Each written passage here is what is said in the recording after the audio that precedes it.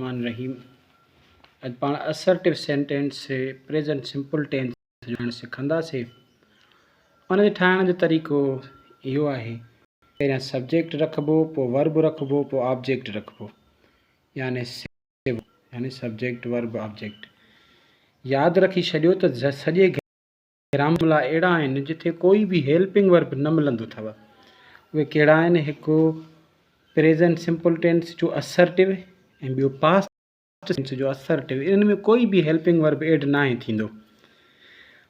हाणे ॾहें present simple tense जो असर्टिव ठाहियो था ऐं ही, शी, इट या सिंगुलर नालो आहे त पोइ छा then add S, E S, I S, V S.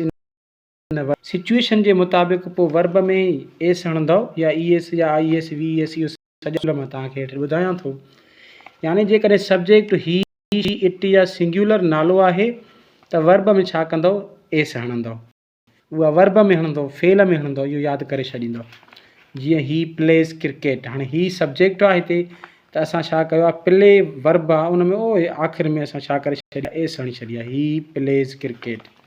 ठीकु आहे। हाणे उसूल मां तव्हांखे ॿुधाईंदुसि त ई एस किथे लॻंदी आहे, आई एस किथे लॻंदी आहे, वी एस किथे लॻंदी आहे। उसूल नंबर पहिरियों ई एस किथे लॻंदी? इफ वर्ब एंड्स, जेकॾहिं वर्ब जी या फेल जी पिछाड़ी में S H, C H, X, O या ज़ेड अचे थी त पोइ वर्ब सां छा हणंदव? ई एस हणंदव, एस न हणंदव। ॾिसो कीअं, जीअं प्रेस आहे, हिन जे आख़िर में छा आहे? एस आहे, तंहिंजे करे छा कंदव? इहो ई एस हणंदव, प्रेसिस। जीअं वाश आहे, W A S H, wash, इन जे आख़िर में छा हणंदव? ओ ई एस हणंदव, वाशिस। जीअं हिते ज़ेड आख़िर में बज़, त आख़िर में छा कंदव? ई एस हणंदव, बज़िस। जीअं केच आहे त छा कंदव? केचिस कंदव। जीअं फिक्स आहे त आख़िर में ई एस हणंदव, फिक्सिस थींदो। जीअं गो आहे, आख़िर में छा कंदव? ई एस हणंदव, गोस थींदो।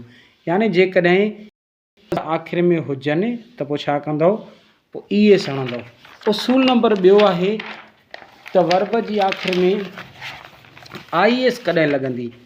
जेकॾहिं वर्ब जी जेकॾहिं इफ वर्ब एंड्स, जेकॾहिं फेल जी पिछाड़ी में वाय अचे त कंसोनेंट अचे। इहो शइ यादि कंदव। वाय खां अॻ में छा अचे? Consonant. Then replace Y with I. Y खे आई में चेंज करे ई एस, पोइ एस ई एस हणंदव, यानी आई ई एस। ॾिसो कीअं, हे लफ़्ज़ फिराया, आख़िर में वाय आई आहे, उन खां अॻ में आर आहे, कंसोनेंट आहे। तंहिंजे करे छा करिणो आहे त असां हिन खे फ्राइज़ कंदासीं, ई एस हणंदासीं। वाय खे ख़तमु करे आई रखंदासीं, आई खां पोइ ई एस हणंदासीं। जीअं फिलाया त इन खे छा कंदासीं? फिलाइज़ कंदासीं। जीअं किराया, इन खे किराइज़ कंदासीं। जीअं ड्राया, इन खे छा कंदासीं? ड्राइज़। आख़िर में वाय आहे, उन खां वर्ब एंड्स प्लस वी, यानी वी प्लस वाय। आख़िर में वाय खां अॻ में छा थो अचे? वाइल थो अचे।